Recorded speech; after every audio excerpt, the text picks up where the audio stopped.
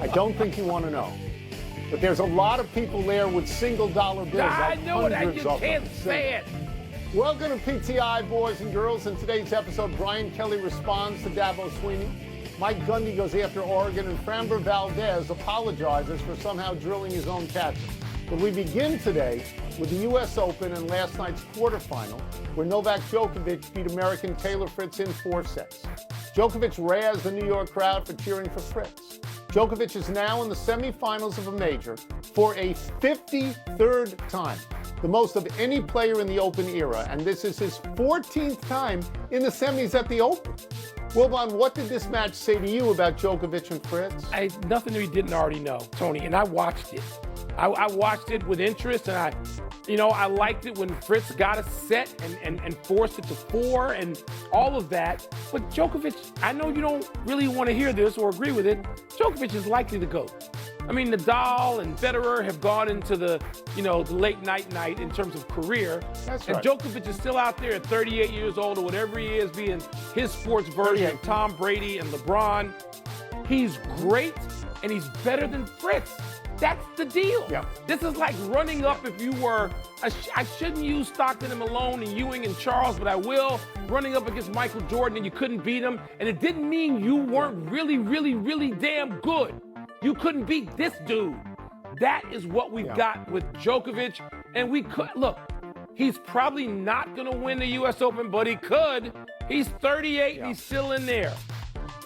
So let me just dismiss one thing you said right away and be on the other side of that. He's not the GOAT to me. He's not the GOAT to me. I know he's not the GOAT to you. This was a foregone conclusion because Djokovic always beats Fritz. And when I say always, I mean always. Undefeated. 11-0 lifetime. That's always. So you could tell right away. I watched the match too. Djokovic went out 3-love. So he broke Fritz the first time Fritz was able to serve. He broke him right away. He won the first 2 sets, so that when Fritz won the 3rd set, it didn't really say to you, oh, he's serious in this match. And if you were looking for any sort of symbolism, Fritz double faulted on match point, I believe. Now, again, I'm going to agree with you. Fritz is a very good player. Djokovic is a great player. Don't tell me about the seedings. They are meaningless. He always beats Fritz. And again, let's repeat this. This is the 53rd time he's in the semis at a major, which is the most of anybody ever. I mean, so the question, the looming question now, and you alluded to it, is how far does he go? Can he beat Alcaraz in the semis? Well, he's 3-0 against Alcaraz on hard court. Lifetime is hard court. That's what this is. I know Alcaraz has not dropped a set, but Djokovic has personal history that he can lean on in a match like that. Going further, do I think he can beat both Alcaraz and Sinner if it comes to that back-to-back? No. And no, I don't. And it's because that he's 38. Didn't your boy Shaq, he may not have used the number 38, but he used a close number when he said 38 and 28, bro. That's right. So, yeah, I don't think he makes that double. That doesn't mean that he's not one of the greatest players anybody has ever seen. I can't let this topic go without having you tell our dear viewers who you think is the GOAT. If it's not Joker, and I don't think you're going to put Federer or Nadal ahead of him, who you got as the GOAT? No, I'm going all the way back to Laver because of what I saw, but I'm old enough to have seen Rod Laver, and you can come back to me and say that the competition wasn't as good, and no, it wasn't as good, and they didn't hit it as hard, and the rackets weren't the same, but in his era, his domination was the best. Okay, Let's move to some college football squabbling, beef, we call it, in the wake of LSU's Week 1 win over Clemson.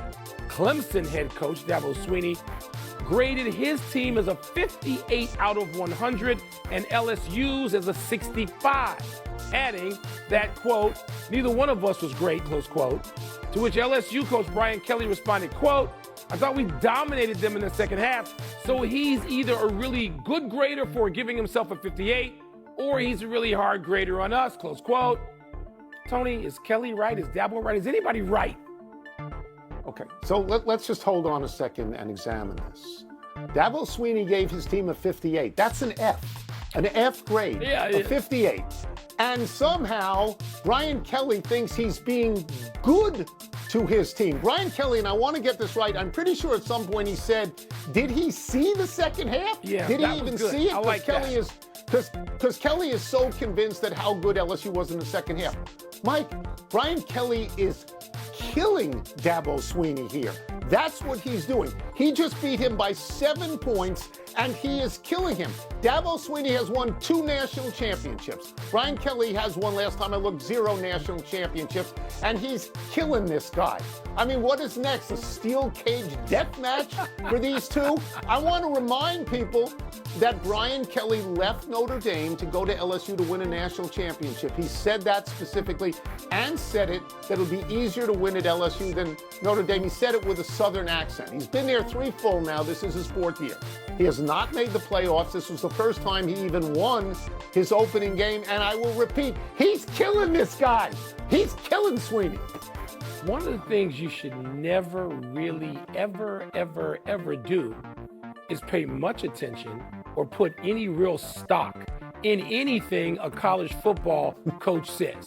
Unless it's like Lou Holtz and he was being so funny. Remember when Lou Holtz was like a pre-dinner speaker like 50 years ago and Yes. Lou Holtz was funny? I mean, make you laugh. Other than that, stop quoting college football coaches because they're going to say things that infuriate you. They say things full of agenda. This is agenda on both their parts. It's okay if all you're going to be is entertained, which is what you and I are by this to some mild degree. I'm not paying attention to their grades. I don't want them grading me or anything I'm associated with. I don't want grades posted by their institutions particularly. So I just look at this and say, you know what? Let them just keep babbling. We're going to go on to another topic shortly. I will say this, though, and that's fine. I will say this, though. It is ridiculous to give LSU a grade of 65, which is a D grade. They just went on the road. Yeah. They beat your team 14-0 in the second half on the road. So you got to give them at least a C. You got to give them at least a 70 or a 75. But again, the larger story here is that Brian Kelly is specifically killing Dabo Swinney. We move now to baseball, where last night Houston pitcher Framber Valdez was apparently livid with his catcher Cesar Salazar. Yankees had the bases loaded. Salazar wanted Valdez not to pitch. Valdez ignored that and threw a pitch that Trent Grisham hit for a grand slam. And then on the second pitch to the next Yankee batter, Valdez seemed to deliberately throw a pitch his catcher was not expecting, hitting him in the chest. Valdez turned his back on the catcher without inquiry. After the game, both Valdez and Salazar insisted the cross-up was not intentional. Oh, Wilbon, what did you see? Tony, I'm confused because I don't believe the explanations. I've played enough baseball and covered enough baseball to have some sense of the miscommunication that occasionally happens between pitcher and catcher. Even in these days when you're not putting down finger signals as they did for the first 150 years of Major League Baseball. Catchers get crossed up. Pitchers, either can't control the pitch or they change their minds or they throw something they shouldn't have thrown or the signals either newfangled or